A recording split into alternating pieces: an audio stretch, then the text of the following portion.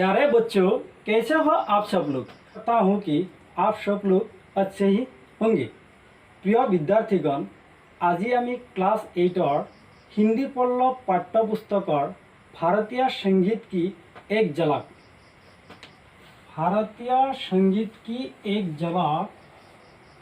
नाমৰ ষষ্ঠ পাঠটোৰ ওপৰত আলোচনা কৰিবলৈ লৈছোঁ। प्रिय विद्यार्थीगण, मैं उमर फारूक किब्रिया, हिंदी शिक्षक, दकोहा एमई स्कूल। आइए इस पाठ में क्या क्या आए हैं हम जानें। इस पाठ में हम भारतीय संगीत के बारे में जानेंगे। इस पाठ में हम भारतीय शास्त्रीय संगीत के बारे में जानेंगे। इस पाठ में भारतीय शास्त्रीय नृत्य के बारे में भी जानेंगे। भारतीय संगीत से जुड़े वाद्य यंत्रों के बारे में जानेंगे। भारतीय संगीत से जुड़े हुए संगीतकारों के बारे में भी जानेंगे। तो आओ इस पाठ के बारे में जानते हैं इस पाठ के अंतर्गत क्या क्या आए हैं। दिल हम करे घबराए, गन गम गम करे जाए, एक बूंद कभी पानी की मुरी आँखियों से बरसाए। प्रिय विद्यार्थीगण, ये गाना शायद तुम लोगों में से बहुतों ने सुना होगा। बहुत ही मशहूर गाना है। यह गाना किसने गाया?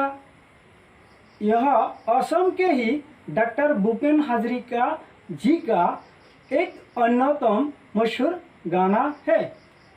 डॉक्टर भूपेन हाजरिका जी एक संगीतकार, गीतकार, गायक और दादा साहेब फाल्के विजेता के साथ साथ उन्हें भारत रत्न सम्मान भी मिला। अपने गीतों के शुरू से असमिया में ही नहीं बल्कि बांग्ला और हिंदी भाषा में भी अपनी अलग पहचान बनाई है।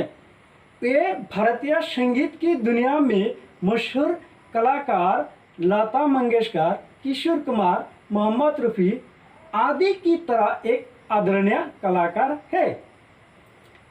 कलाओं में संगीत एक प्राचीन कला है। कलाओं में संगीत एक प्राचीन कला है। इस कला का आधार ध्वनि है। तो बच्चों, ध्वनि क्या है? ध्वनि यानी आवाज़। ध्वनि आवाज़ होता है। आवाज़ से ही गाना गाया जाता है। हम लोग आवाज़ से ही गाना गाते हैं। आचार्य शारंगदेव के अनुसार गीतम, वाद्यम तथा नृत्यम त्रयम संगीत मुच्यते, अर्थात गीत, वाद्य और नृत्य इन तीनों कलाओं को एक साथ संगीत कहा जाता है। अर्थात गीत, वाद्य और नृत्य এই তিনিওটা কলাক একেলগে संगीत বুলি কোৱা হয়। गीत शब्द के साथ सम उपसर्ग मिलकर संगीत शब्द बना है। वाद्य के बिना संगीत और नृत्य अधूरे है। वाद्यर अबिहने संगीत और नृत्य अधूरा। वाद्य गाने को सुर, राग और लय से अति मधुर बनाते हैं। भारतीय परंपरा के अनुसार स्वर संगीत के बाद में ही वाद्य और नृत्य का स्थान है। साधारणतः संगीत में तबला, हारमोनियम, सितार, सारंगी, मृदंग, खुल, पखवाज, वायलिन, तानपुरा, बीना और बंशी आदि वाद्यों का व्यवहार होता है। गाना गाने में ये वाद्यों का व्यवहार हम लोग करते हैं। गीत गोवात, गान गोवात आमी এইবিলাক वाद्य व्यवहार करूँ। वैदिक युग में ही संगीत का श्री गणेश हुआ है। वैदिक जुगते संगीतर शुभारंभ है, लेकिन 13वीं 14वीं सदियों में इसका परिवर्तन होने लगा। उत्तर भारत में मुगल शासन के दौरान भारतीय संगीत कला में बहुत परिवर्तन हुए, क्योंकि मुगल बादशाह संगीत एवं राग को ज़्यादा महत्व देते थे। मुगल बादशाहসকলে संगीत और रागक बेसी महत्व दिছিল। अकबर के समय संगीतकार तानसेन ने संगीत की धारा को अलग बनाया है। अकबर के समय संगीतकार तानसेन ने संगीत की धारा को अलग बनाया है। भारतीय संगीत में अरब, ईरान, फारस आदि देशों का भी प्रभाव पड़ा है। इस तरह भारतीय संगीत का विकास हुआ है। এনেদৰে भारतीय संगीतर विकास है। आओ हम जानते हैं भारतीय संगीत का कितनी धाराएं हैं। आमी जानो भारतीय संगीतर किमान धारा। भारतीय संगीत का दो धाराएं हैं। भारतीय संगीत का दो धाराएं हैं। पहला हिंदुस्तानी या उत्तर भारतीय संगीत की धारा। यह असम, बंगाल, बिहार, उड़ीसा, उत्तर प्रदेश, हरियाणा, पंजाब आदि स्थानों में हिंदुस्तानी संगीत की धारा प्रचलित है। दूसरा कर्नाटकी अथवा दक्षिण भारतीय संगीत की धारा। तमिलनाडु, आंध्र प्रदेश, कर्नाटक, केरल आदि स्थानों में कर्नाटकी संगीत की धारा प्रचलित है। कर्नाटकी संगीत के स्वरों की उच्चारण हिंदुस्तानी संगीत की तरह नहीं होता है। जो कर्नाटकी संगीत है उसके स्वरों के उच्चारण हिंदुस्तानी संगीत की तरह नहीं होता है। इसके ज़्यादातर गीतों का भाषाएं तमिल, तेलुगु और मलयालम है, लेकिन हिंदुस्तानी संगीत के गीतों की ज़्यादातर भाषाएं ब्रजा, हिंदी और उर्दू है। वैसे तो हिंदुस्तानी संगीत बहुत भाषाओं में गाया जाता है, असमिया में भी गाया जाता है, लेकिन हिंदुस्तानी संगीत के गीतों की ज़्यादातर भाषाएं ब्रजा, हिंदी और उर्दू है। बेसिरभाग भाषा ब्रजा और हिंदी, उर्दू। हिंदुस्तानी संगीत की धारा को पंडित विष्णु नारायण भातखंडे, पंडित श्री कृष्ण नारायण रतनजंकार, पंडित भीमसेन जोशी, उस्ताद आमिर खान, तबला वादक पंडित शांता प्रसाद, शोरुत वादक अली अकबर खां, शहनाई वादक उस्ताद बिस्मिल्लाह खां, ये बहुत लोकप्रिय शहनाई वादक है उस्ताद बिस्मिल्लाह खां। बांसुरी वादक हरि प्रसाद चौरसिया, ये भी बहुत लोकप्रिय बांसुरी वादक है।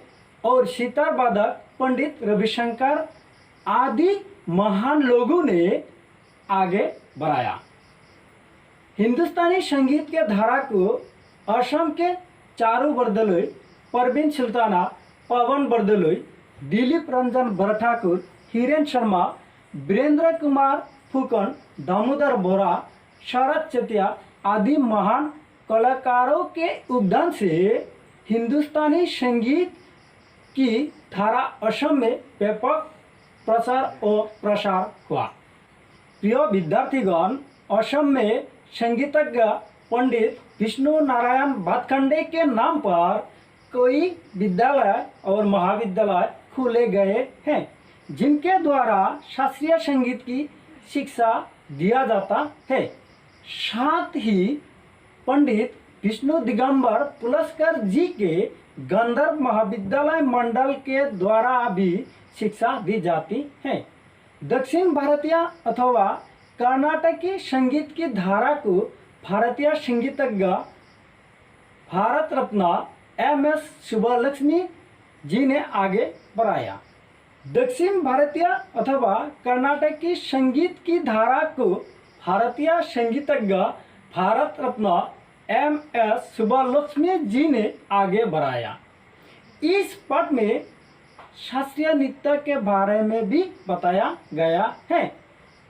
प्रिय विद्यार्थीगण, इस पाठ में शास्त्रीय नृत्य के बारे में भी बताया गया है। कथक, भारतनाट्यम, मणिपुरी, कुचिपुड़ी, ओडिसी, मोहिनीअट्टम, कथकली और क्षत्रिय आदि शास्त्रीय नृत्य है। प्रिय विद्यार्थीगण, कथक को शंभु महाराज और बिरजू महाराज, भारतनाट्यम को रुक्मिणी देवी अरुंडिल, उड़ीसा का प्राचीन नृत्य ओडिसी को केलुचरण महापात्र, कथकली को गुरु शंकर नम्रोपाद जी ने लोकप्रिय बनाया है। ठीक उसी तरह मोहिनी आट्टम को शांताराव और भारती शिवाजी जैसे महान कलाकारों ने लोकप्रिय बनाया। उसी तरह कुचिपुड़ी को राजा और राधा रेड्डी ने, मणिपुरी को विपिन सिंह आदि कलाकारों ने आगे बढ़ाया। हमारे असम में प्रचलित लोकप्रिय नृत्य क्षत्रिय नृत्य है। तुम लोग क्षत्रिय नृत्य के बारे में जानते ही होंगे, जो महापुरुष शंकरदेव की देन है। प्रिय विद्यार्थीगण, हमारे असम में प्रचलित लोकप्रिय नृत्य क्षत्रिय नृत्य है। इस नृत्य के बारे में हम लोग अच्छी तरह परिचित है, जो महापुरुष शंकरदेव की देन है। इस क्षत्रिय नृत्य को सन 2001 में शास्त्रीय नृत्य के रूप में स्वीकृति मिली है। इस क्षत्रिय नृत्य को 2001 में शास्त्रीय नृत्य के रूप में स्वीकृति मिली है। नृत्यकार मणिराम बरबायन मुक्तियार, राकेश्वर शैकिया बरबायन और नृत्याचार्य यतीन गोस्वामी आदि महान कलाकारों के कारण ही हमारे क्षत्रिय नृत्य को पूरे विश्व में आज बहुत बड़ा सम्मान मिला है।